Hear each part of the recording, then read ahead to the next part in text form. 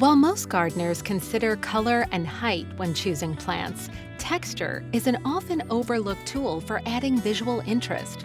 Here are a few tips on using texture to your advantage.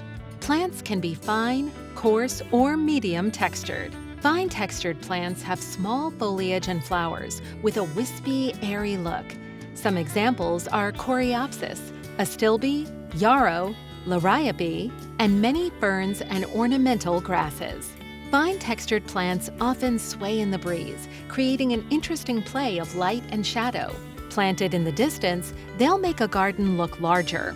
Coarse textured plants have large leaves and/or blooms. Examples are hydrangea, hosta, and canna lily. Coarse textured plants create a focal point and a place for the eye to rest.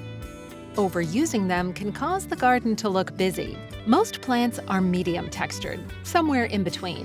Echinacea and roses are just two examples. These are ideal for unifying fine and coarsely textured plants. Other garden elements also add texture. For instance, boulders are coarse textured, while gravel pathways are fine textured. For best visual interest, use a mixture of different textures and repeat elements throughout the garden for greater unity. To assess the current balance of textures in your garden, take a photo and look at it in black and white. With the color removed, the textures become more evident.